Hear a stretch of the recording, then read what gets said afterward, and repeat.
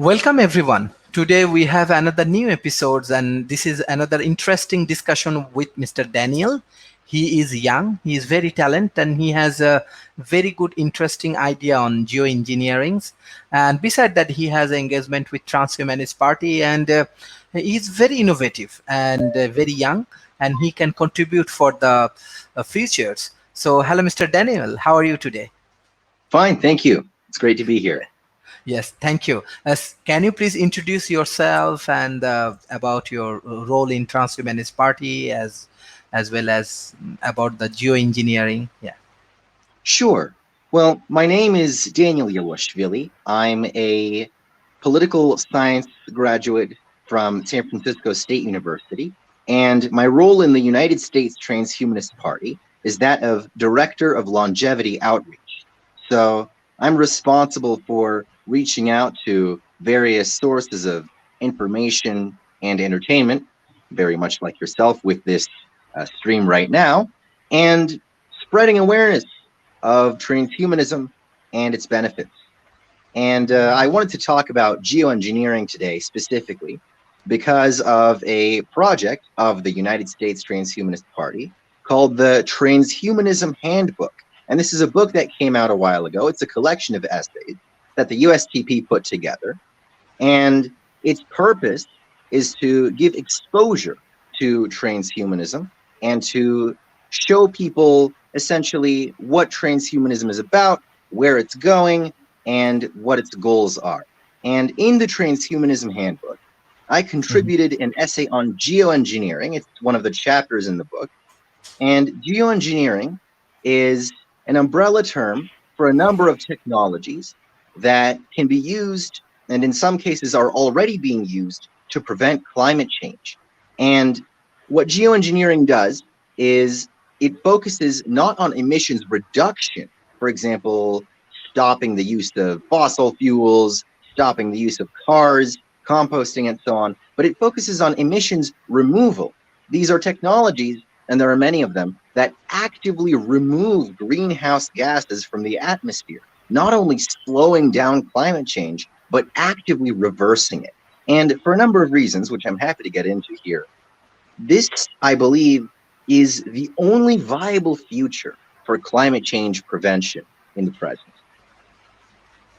Yes, this is very interesting. And in present conditions, I think many countries they will be affected by the climate change. After the COVID, I think this is another new challenges we have to take preparations and we have to overcome from this situation. Even I know many developing nations, let's say Bangladesh, Maldives, India, even here in Indonesia, even some part of USA, and many countries will be affected by this global warming. So can you please share some details about your projects and what's your plan and what will be the futures of this global warming? Sure. So essentially, what I focus on and what drew me to geoengineering as a subject is that as of 2016, the IPCC, the Intergovernmental Panel on Climate Change, NASA, and a number of other highly reputable organizations that dedicate their resources and time to studying climate change all reported essentially the same thing. As of 2016, the amount of greenhouse gases in the atmosphere became so high that the natural cleansing cycles of the Earth would not reverse the increase in atmospheric greenhouse gases that we're currently seeing. So it's been 4 years now. We've essentially crossed the Rubicon, so to speak, and standard methods of climate change prevention, like I said, composting, and even some environmental regulations, carbon tax, cap and trade systems, where you have economic incentives for companies to prevent greenhouse gas emissions. That all takes a back seat because all these things, all these phenomena are meant to reduce carbon emissions, not remove them. So at this point, a prerequisite for any climate change prevention initiative is emissions removal. And that's why I wrote about geoengineering in particular. And I have to tell you, geoengineering is a blanket term for a wide variety of technologies. Some of them work, some of them have yet to be tested. Some of them are more reliable than others. And I'm happy to get into, at our leisure, I'm happy to get into which ones are more reliable than others. But I'm particularly an advocate of carbon capture and storage, where technology can be used to actually siphon CO2 out of the atmosphere and store it in pockets underground where it can be absorbed by plants, for example, through the natural process of photosynthesis, or as recent technology in, dare I name the country, China has shown, this carbon can actually be condensed into solid material. It can be condensed into blocks. Theoretically, that has a lot of potential uses. We're talking about massive amounts of potential new carbon for, let's say, construction. This carbon can be used to construct homes in places with very sparse resources, for instance, or it can be used to, get rid of the CO2 in the atmosphere with little other application. Even this would be a huge step forward, because right now, our current priority with regards to climate change prevention needs to be removal before reduction.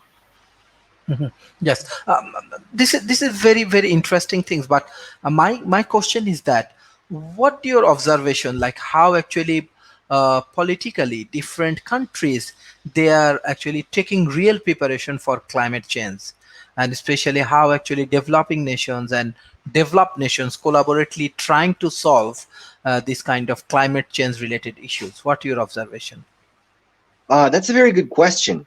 I've noticed certain countries, India and Kenya come to mind. There are several other African countries that have had similar efforts.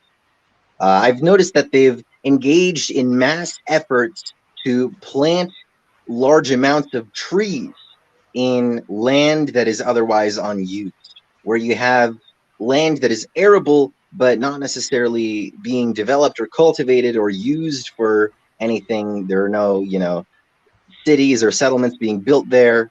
The land is essentially just sitting there barren. And a large number of people have come together, a large number of initiatives have come together to plant trees. And, I'm an advocate of technology. I'm an advocate of technological solutions to Mhm. complex problems. But in terms of climate change prevention, trees are pretty solid. Mhm. Sometimes, Yes. you know, nothing beats the old-fashioned way. If it's feasible to plant a large amount of trees, and this actually relates to one of the potential geoengineering technologies out there, ocean iron fertilization, then Mhm. by all means, I think that's a great idea. Mhm. I mentioned ocean iron fertilization because there's an idea among some climate scholars where hypothetically what we could do is have mass iron deposits planted in the ocean to cause mass blooms of green algae. And an algal bloom is when algae grows at an exponential rate, because algae is one of the fastest growing organisms out there. Um, Algae is at the bottom of the oceanic food chain, essentially. It contains a lot of the nutrients that not only your average fish is going to need, but a lot of endangered species as well. So ocean iron fertilization and these tree planting initiatives in India and Kenya, at Mhm. the root, they're exactly the same. You revitalize nature by pushing to regenerate the bottom of the food chain, and in so doing, revitalize local ecosystems. And I think that's a good idea. Mhm. Okay, okay. This is good. Beside that, I want to know actually many countries they will lose their land, and even they will lose lot of their resources only because of the uh, this this global warming and these issues. Do you have any solution in your minds, and that the developing nations they can utilize it or they can prepare it? What do you think? Yeah. Yeah, well, I'm glad you asked because as we briefly discussed before the broadcast went live, countries such as Bangladesh and India are actually in grave danger of this. The Netherlands also are in grave danger because they're one of the few countries around the world that are on or below sea level. So Mhm. as climate change continues to progress, God forbid, we could see a flooded Amsterdam. And good ways to prevent this, I think, are experimental new housing technologies. We need to talk about new housing developments and safe architecture that could withstand earthquakes, tsunamis, and other natural disasters, because with climate change, these are going to increase. It's Mhm. going to get worse before it gets better, according to all recent predictions.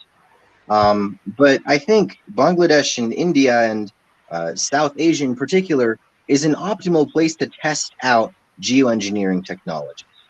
You know, Mhm. carbon capture technologies, ocean iron fertilization, these are the way to go. And for countries that are close to large bodies of water, ocean iron fertilization in particular is a pretty solid idea. I would say the same for, and these are a bit more kind of pie in the sky, very experimental ideas. But a few people out there have suggested seasteading projects. And a seastead, what I mean by seastead is you have this kind of floating, I wouldn't even say boat, but transportation vehicle the size of, say, a large village or a small town, a very large kind of portable city that is designed to be able to float on water. I think in the long term, potentially, it would be a good idea to try to experiment with seasteading projects. One of these was launched recently out of the San Francisco Bay, and several have been experimentally suggested and tested as proofs of concept and prototypes around Australia and New Zealand. So I think that's a good idea as well. But more in the short term, we definitely need ocean iron fertilization, carbon capture technologies, and new developments in architecture in order to help people withstand natural disasters. Because what many governments in developing countries, especially, seem to be interested in doing is repeatedly rebuilding infrastructure without having a lot of preventative measures to Mhm. keep that infrastructure from collapsing in the first place. A good Mhm. example of this is the Philippines. There are volcanoes over there, and very frequently, those volcanoes will cause rural farming areas to be choked, to the brim with ash and lava and all sorts of other, components of natural disasters caused by volcanoes. And that's a very big problem because the government of the Philippines has invested a lot of resources in rebuilding these Mhm. areas. And that's obviously a given, this is a must. But what's also a must, in my view, is increased preventative measures to keep those rural areas from being exposed to natural disasters in the first place. More robust architecture is a good example. Earthquake safe architecture is rapidly being developed. In California, where I'm from, earthquake safe architecture is becoming increasingly popular, with buildings having new foundations that are positioned on metallic ball bearings. And the way this works is that when an earthquake occurs, these ball bearings, rather than being, firm concrete and rather than shaking and becoming thereby unstable, what they'll do is absorb the force of the earthquake, right? They'll absorb the tremors of the earthquake and the building won't collapse. We need to invest in more things like that. We need to invest in architectural development, vertical farming, and more sustainable agricultural solutions to natural disasters. Mhm. Yes, this is very interesting. Beside that, I want to move with the policy of the green technology. Even as I'm observing as a researcher, as a consultant, different developing nations improvement. Let's say, yes, they need energy, but most of them actually utilizing still coal-based power plants and these kind of things. On the other hand, researchers and the innovator like you, they say that carbon emissions is a great problem, so you need to utilize green technologies and other things. But somehow lack of resources, lack of land, or lack of investment or other thing, developing nations, they are going with this kind of coal related projects, and they cannot utilize much more this green technology and this kind of sources. So what your analysis, how they can overcome from this situation? And I don't know actually, like actually what should I say, but in terms of my research, this is also a dangerous situation happening in the developing nations. Yeah. Yeah. Well, there's a number of moving parts to this. There's a number of variables at play. Number one is the economy.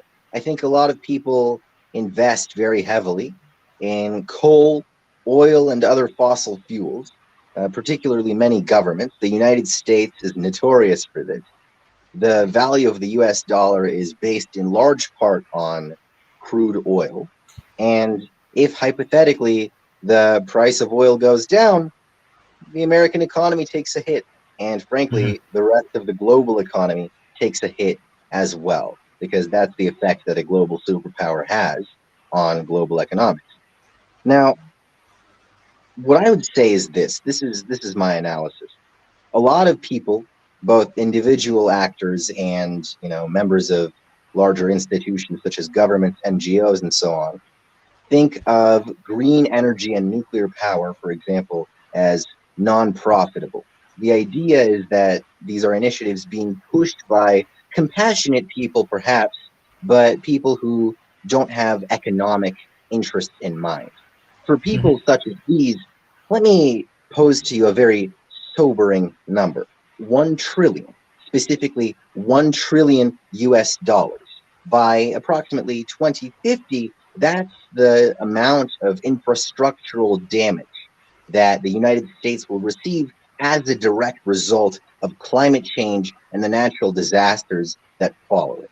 And this is according to legislation passed by the United States Congress. The idea is that if climate change prevention does not continue apace, $1 trillion of damage, with a T, $1 trillion of damage will be present in the United States in terms of its infrastructure. And this is why, again, I emphasize the importance of architectural developments to Mhm. combat climate change. But to open the conversation a bit more broadly, the future of environmentalism isn't uniform. It's split into three main camps. They're basically thought of as three shades of green, as in green energy. You have light green environmentalism, dark green environmentalism, and bright green. Now, light green environmentalism, in environmentalist terms, is lifestyle environmentalism. Things that you can do as a person, biking to work instead of taking a car, um, using water at home less often than you would otherwise, using electricity less often, eating less meat, given the fact that red meat uh, causes a large amount of greenhouse gases to be released into the atmosphere um, for a number of reasons. And given the fact that farmland takes up a lot of uh, space where otherwise there could be forests and trees in that area, South America is dealing with this problem extensively. So those are light green environmentalists. They focus on lifestyle changes, right? They exist, but they're not the main driving force of the environmentalist movement today. The Mhm. main environmentalists operating today, if you think of some off the top of your head, you might think of, Greta Thunberg, AOC, organizations like Greenpeace, the Sierra Club, the Sunrise Movement. These are all dark green environmentalists.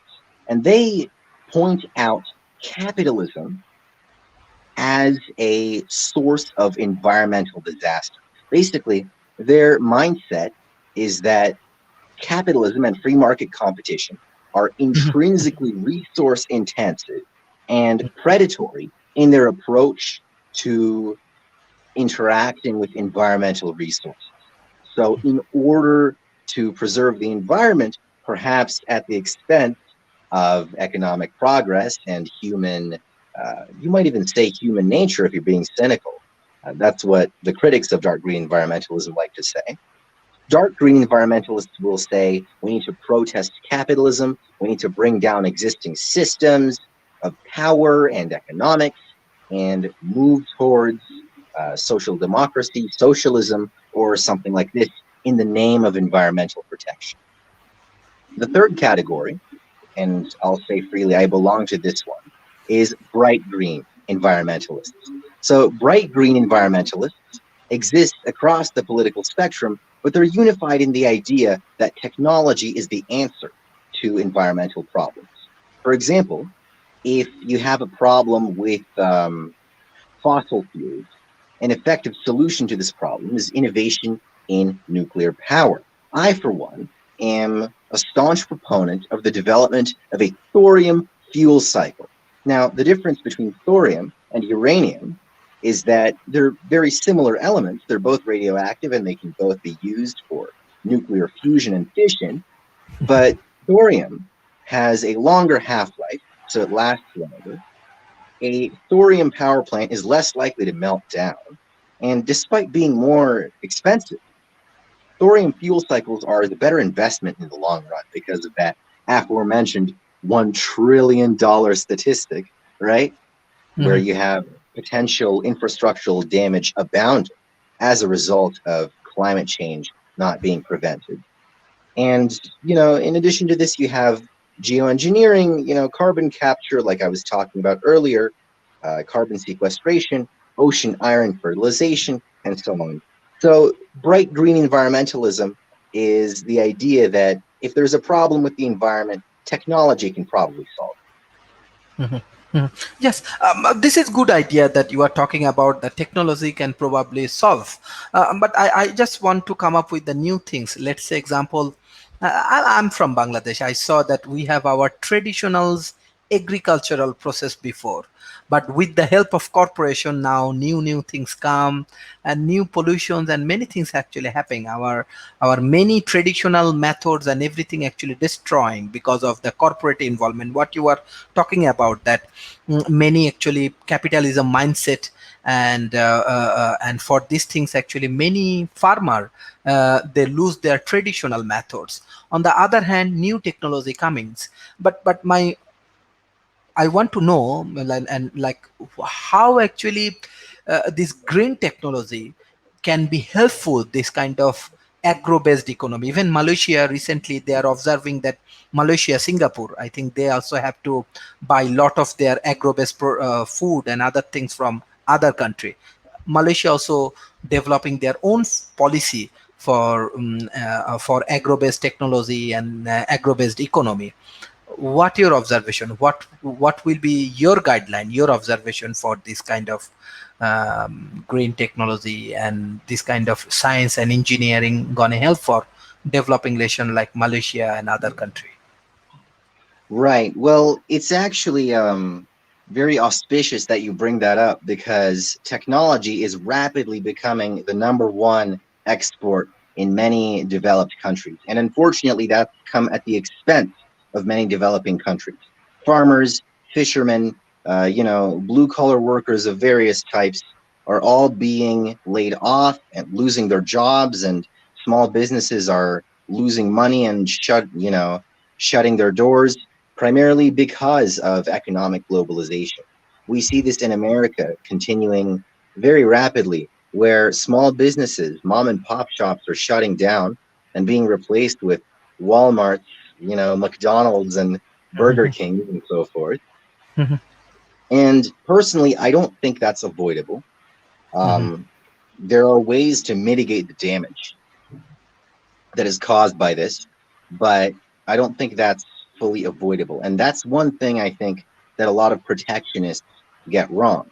If you safeguard your borders, if you safeguard a group of people against the influence of a corporation, another corporation will come from somewhere else, not because certain individuals or groups are being targeted by those corporations inherently, but just because resources exist in nature, and with the passage of time, the invisible hand of the free market causes those resources to be utilized in various ways. I mean, that's, you know, whether or not we're conscious of that, whether or not people advocate for that, that's what happens. Economic globalization happens. And what's happening right now is because technology is adapting so quickly, a lot of people are being laid off and losing their jobs. They're falling victim to what the great economist John Maynard Keynes called frictional unemployment, where there's voluntary unemployment, where you're unwilling to work. There's involuntary employment, where you're unable to work. And there's this third type of unemployment, frictional unemployment, where you're able to work, you're willing to work, but there Mhm. are simply no available jobs for you. Now, Mhm.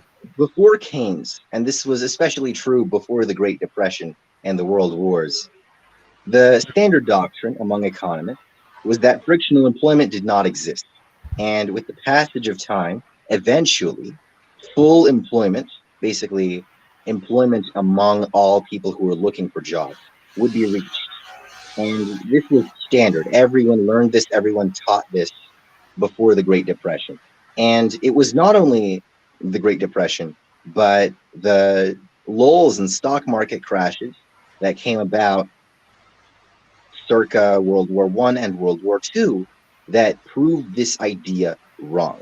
And Mhm. this is why, even today, we have supposed defenders of the free market, like Donald Trump, actively fighting for economic stimulus that is best described not as laissez faire, but as Keynesian. And that's a very historically significant development. Mhm. Mhm. Yes. So, yeah, Yeah, yeah. This is very interesting. And beside that, I want to just come up with the present challenges. Number one, I think that healthcare system, especially, even you see that in recent India, they have a huge affected by the COVID and this kind of things. So healthcare is one of the major challenges right now in developing nations. And another challenge is, I think, that unemployment also also hit the economy, and it will be the great problem. What your observations and how different countries they can overcome from these situations, and how they can actually create better healthcare system, and they can create more job? What your observation and analysis? sure. Well, historically, in the United States, the American right, particularly, has pushed for a market based healthcare plan where hypothetically private insurers, and people have been pushing this especially since the early 20th century. The idea is that private insurers uh, providing health insurance will outcompete one another, and in so doing, will increasingly lower their prices until they become universally affordable. Now, empirically, one might say this has been tested. And by tested, I mean that it's been tested on living people through lived experience. And that has not occurred. We've had people like Martin Shkreli, the famous, pharma bro, who jacked up the prices of life-saving drugs by 400%. A lot of pharmaceutical companies intentionally drive up prices of life-saving drugs, creating artificial scarcity. Gilead is a good example of this. And this supposed market healthcare plan just doesn't, it doesn't work. It doesn't pan out. It's not what's happening. But on the other hand, you have this idea of universal healthcare, of a single payer healthcare system. What folks my age will know right off the bat as Medicare for all. And this is what Bernie Sanders was fighting for. This is what Elizabeth Warren was fighting for. And when it comes to this, Medicare for all is feasible in certain environments more so than others.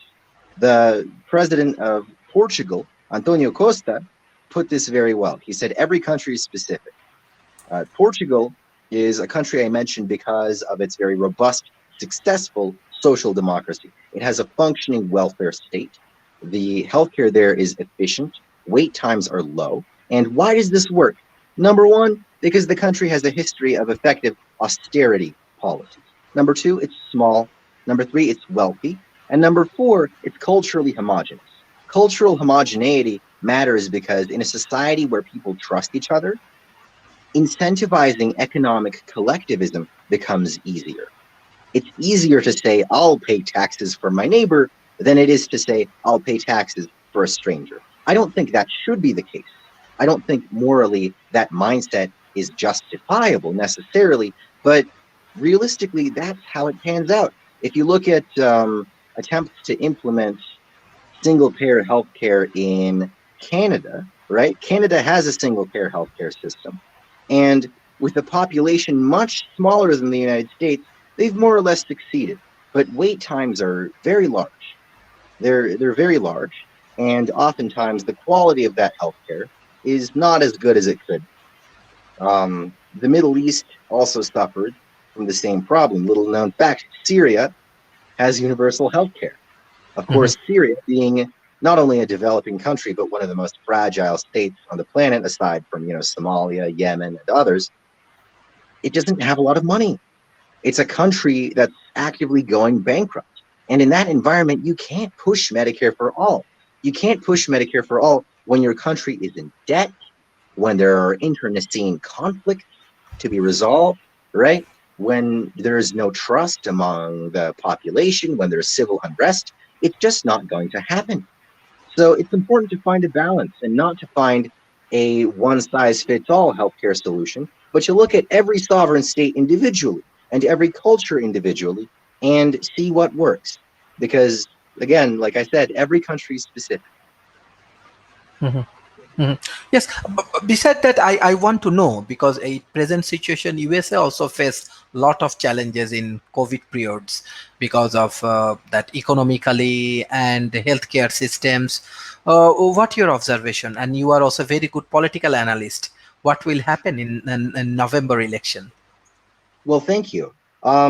Basically, the Trump administration has taken a very firm stance that it's the party of the deregulators. It's the administration of deregulators. Their entire modus operandi is to find legislation they consider cumbersome, useless, or otherwise generally in the way and say, we're repealing this in the name of the free market and limited government. Well, that's fine. That works well enough for certain certain programs.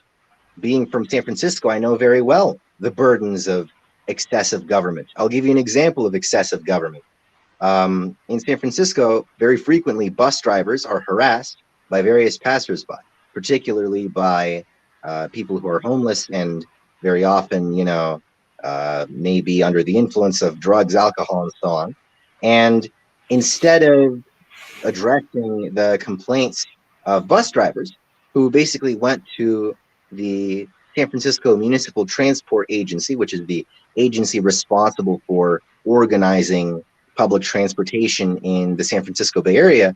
What happened was, you're not going to believe this, millions of dollars were invested in sensitivity training for the bus drivers so that they wouldn't be so inclined to complain about being attacked by random passersby. So that's an example of cumbersome government. I get that. I understand that argument. Sometimes limited government is a good way to go, but I'm not an ideologue. I think these things, depend on case by case basis. And the Trump administration has essentially said, here's the EPA. It's fighting to protect the environment. Let's repeal it. Here's a pandemic response unit developed by the Obama administration. Let's disassemble it. Here are, various sources of funding for healthcare and increased, you know, health insurance in the United States. Let's repeal them.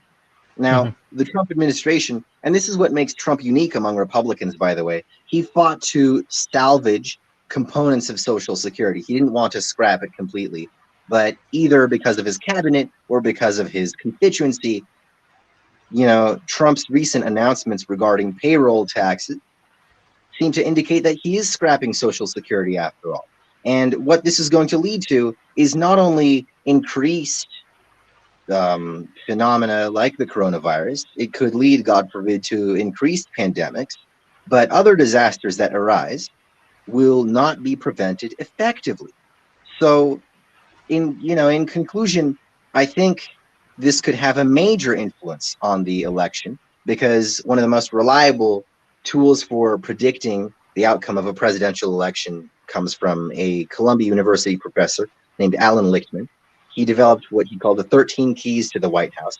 I recommend to viewers at home looking them up, because you can find some information on this online. And one of these, basically, these are 13 variables that will determine whether or not a given candidate will win a presidential election in the United States. One of them is whether or not a political scandal is going on during the presidential administration. Now, Trump, in contrast to many other politicians, seems to be immune to scandals.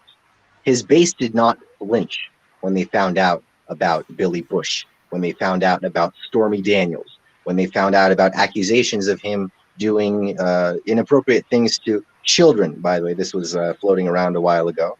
I don't think those cases have been resolved, to my knowledge. But, Trump styles himself as the guy who's immune to scandals. I think the coronavirus is going to be the one that gets him. If anything is going to make Trump lose, it's going to be COVID, because his base, his constituency, is suffering from COVID. You can turn a blind eye from inner city crime if you don't live in the inner city. You can turn a blind eye to decreasing levels of seafood because of climate change if you don't eat seafood. The coronavirus is unavoidable. So even if Trump wins, this is going to be a hot button issue this coming November. Mhm. Yes, very interesting. There is an audience question. I want to take this question. He said, "Nice subject for discussion." He's Mohammad Sohel Rana, and he appreciate your discussion. And beside that, his question is that how much work are you doing on the involvement of the young generation in geoengineering? I think he wants to know that how young generation can involve with these things, geoengineering and this kind of subject. Yeah. Sure. Well, the best way is to vote. I specifically was going to vote before he dropped out. I was going to support Andrew Yang, partially because he talked about geoengineering during his campaign, and partially because he talked about one of the solutions to many of the problems you mentioned regarding, we mentioned regarding farmers, fishermen, and other, blue collar workers going out of business, which is universal basic income. Geoengineering and universal basic income are very different issues, but they're related.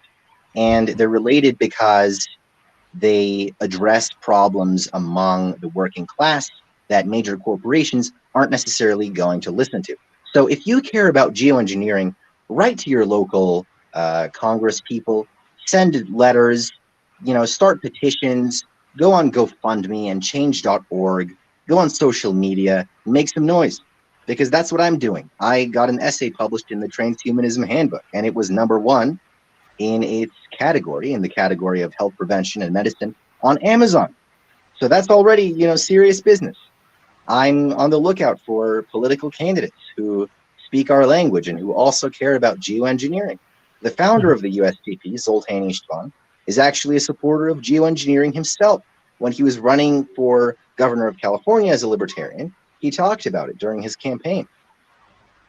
So the main, I always say that the main obstacle to climate change prevention is not technological, it's cultural and political. So if you write to your public officials, that's going to make a huge difference. I'm doing it. You have the power to do it. You know what to do. Yes, yes. No, this is very good. There is another question. She is Hosne Ara Firdaus. She also appreciate your discussion. She said it's a very nice discussion, good discussions. She her question is that, Mr. Daniel, are you doing or collaborating in geoengineering for South Asia countries, or yeah, like example? Um, right. Well, I'm not aware of any initiatives focusing on South Asia or Southeast Asia when it comes to geoengineering. I would like them to exist. I would greatly support and appreciate such initiatives. One of the best initiatives, by the way, to this effect comes from the Bill and Melinda Gates Foundation. Bill Gates, among his many other projects, actively supports carbon capture. So if you're looking for initiatives to help developing countries, Bill Gates is a good place to look because he's done a lot of work to help developing countries in the past, and I suspect he's going to keep doing that in the future. Mhm. Yes, this is very good. Beside that example, there is a huge amount of people actually I saw from Asia Pacific that they are young, but sometimes from my point of view, I think they need more mentorships and collaborations and technological advancement and partnerships. And yes, they have local ecosystem, but beside that, developed nations has very good knowledge and very good things. So how actually we can collaborate, how we can learn, how we can make more effective ecosystem. So what's your advice and guideline? Well, in a lot of countries around the world, there are various environmental organizations that are actively looking for ways to help the environment. And these will vary from country to country. I already named, Greenpeace, the Sunrise Movement, Sierra Club, and so on. These are prominent names in California, where I'm from.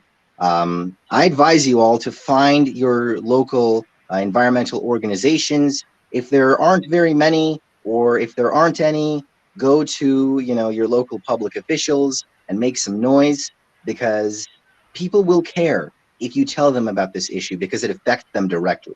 People have every reason to care about issues that affect their day-to-day lives. Mhm. What I advise you to do is go on social media and raise awareness of geoengineering. If you see any videos, repost them. If you see any organizations talking about the environment, ask them about geoengineering. Go out of your way to make some noise about the importance of carbon capture and how it could help developing countries and various populations abroad. So, you know, people will pay as much attention to this issue as you will make them. Mhm. Yes. Beside that, as you have a political analysis and political aspects, many developing nations we find that they have actually there are many corporate lobby, those who actually working for different kind of, let's say, these coal projects and different kind of technology, which is not good for environment, which is not Yeah. actually good for their countries. Even I want to say many, I think millions and million people actually not aware of these things, that how actually it will affect for the environment and other things. But in that situations, what should we do, what we can do together, because we have to work together because of I think because of big political lobby, many unhealthy and many not environment friendly things are not implemented, more than the different technologies and other things implemented, which is not good for the ecosystem. Yeah, what do you think? Yeah. Well, looking out for corporate lobbies is very easy to do on Facebook, YouTube, and other social media platforms, where you'll usually have fact checkers, fact checking buttons and services underneath a Facebook post, for example, where you can click on it and see, number one, where a certain presenter is based in the world, and number two, who's giving them money. Mhm. And what you need to know about a lot of environmentalists is that many of them are actually funded by the fossil fuel industry. This has happened in Germany. It's happened in France. These people are funded by fossil fuel, companies, by fossil fuel companies in order to prevent, for example, the spread of nuclear power, which I think is a very effective way to prevent climate change, provided that it's safe and well regulated. I spoke earlier about the importance of a thorium fuel cycle. Um, Basically, if you're on the lookout for corporate lobbies, name and shame. Name and shame. A good way to do this is to see sources on social media talking about the environment, find out where they're from, find out who's giving them money. And if an oil company, if a fossil fuel company is funding a supposed environmentalist organization, it's up to you to tell people that they're doing this. You can report posts for false information or spam. You can tell your friends. Like I said, anything can become an important issue if you make it an issue. People will care when you make them care. Mhm. Mhm. Yes, there is another response from Muhammad Shahinul Islam. He said, Mr. Daniel, don't you think that the countries that are being affected by the climate change are not getting adequate compensation? So, what do you think? I think this is in between developed and developing nations. Anyway, so yeah, Yeah, it's up to you. um, that's true. That's true. Many resources, many economic resources that could be used to fight climate change are not being adequately allocated to those countries. But like I said, it's important to remember that every country is specific. In some countries in the world, fighting for a welfare state is very effective. And in other countries, a free market economy would be more effective, particularly in fragile and failed states like Syria and Yemen. And there isn't any one size fits all solution for developed or developing countries. Figuring out what a country needs in order to prosper largely depends on its institutions. And there's a great book on this. Let me double check the name of the author. The name of the book is The End of Ideology. Let's see here. Who's the author?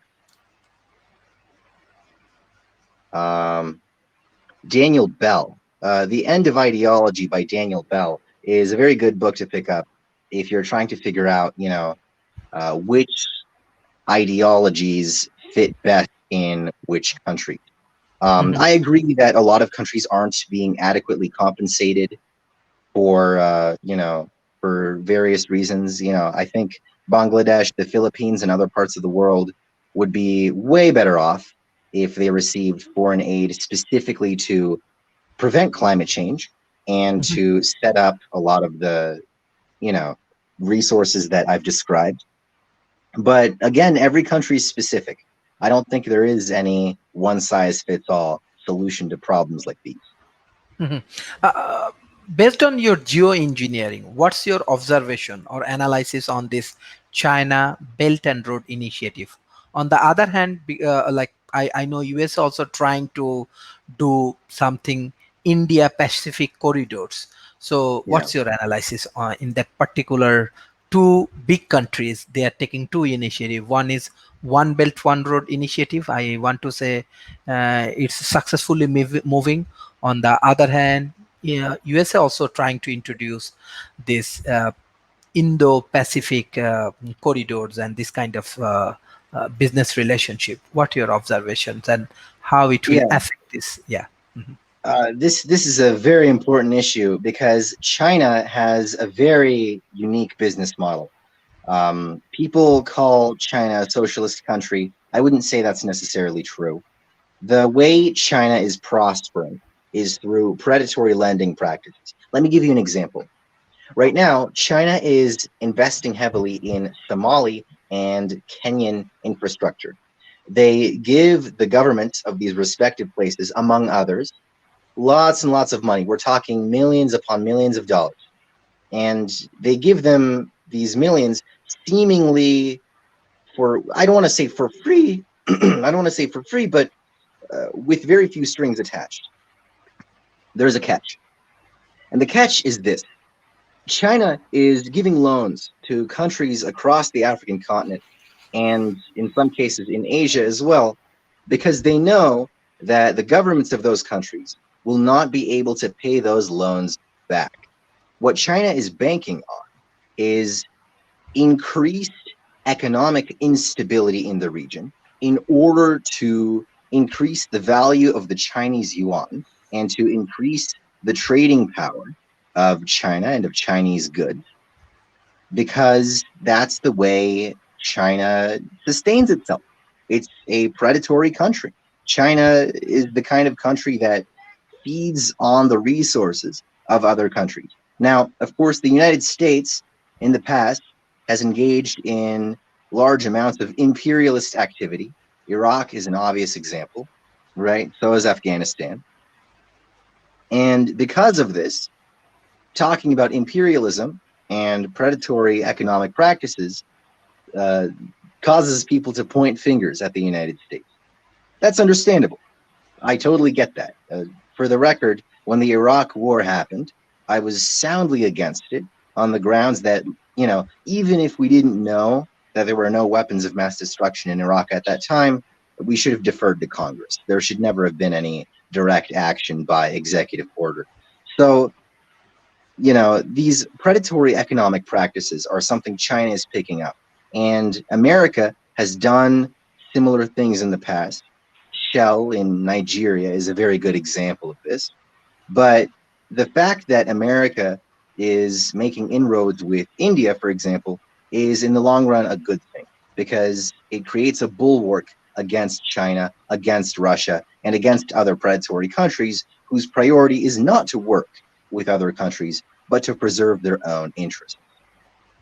Mhm. Yes, there is very good response from audience. Abiaz Mustain, he said today's topic is very important for building a beautiful world of the future. Mr. Daniel, thank you for your nice discussions. So I think audience also enjoying your eco engineering and other things. So beside that example, actually how because my observation is that because I'm from a developing nations that technology basically invented by the developed nations and the big countries and they are actually inventing a lot of technology, but my question is that like mm, ho- like even in developing nations they're utilizing a lot of money for startup for technology inventions and many more things, but many of the cases it's not good or it's not a successful ventures at all. So like what your observations or what the guidelines you can give for this kind of nations, especially developed nations, developing nations, that how they utilizing their money for inventing technology or inventing these things. Even my observation, I'm very honest with you, my observation is that like because I strongly work with different kind of corporations last 10 12 years they become billions of dollar company from developing nations, even from Bangladesh, from India, from Malaysia, many big companies, even there it's a local company right now they are moving. But my observation is that if this local company has some good innovations and some good technology, maybe they can also solve different kind of local um issues properly. So what's the guideline you want to do? Because of we find that government are trying to invest a lot of money, maybe it has a lot of corruptions. On the other hand, local corporations is capable, but maybe we have to create some awareness that how they can build up their own ecosystems and own technology. Yeah.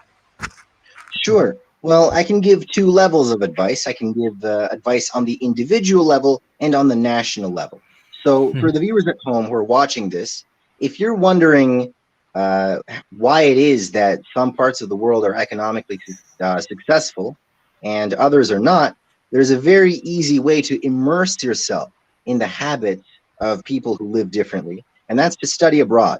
If you get the chance to study abroad or to work abroad, I recommend that because economic and cultural globalization provide opportunities not only for exposure to different cultures, but also for exposure to different investment strategies and workplace cultures and economic development.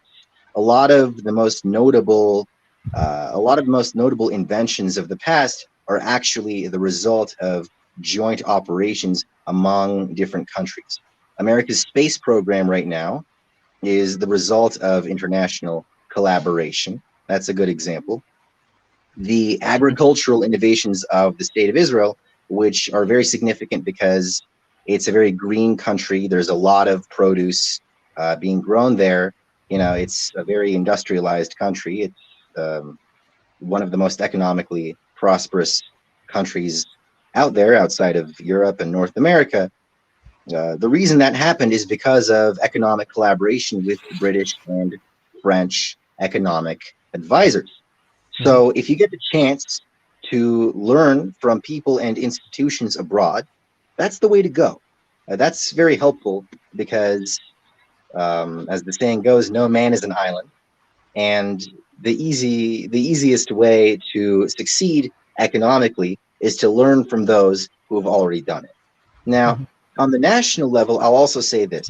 A lot of the most fragile states and a lot of the least developed countries on the planet are what are called hothouse economies. Hothouse economies are economies where imports and exports outside of the borders of a given state essentially do not exist. North Korea is a good example. Nobody trades with North Korea, at least not legally. Given the fact that they're on the brink of economic failure, tacitly, under the table, China helps them very frequently. Russia also helps them in terms of labor as well. The labor market between North Korea and Russia is strong but unreported because not all of it is legal. So obviously that's often out of reach of the media. North Korea is a good example. You know, Cuba under the Castros has always been a good example of that. They're a notoriously protectionist country. Russia is a hothouse economy as well, and I would argue it's only a relatively developed country. It's what's called a BRICS country, where it's not totally developed.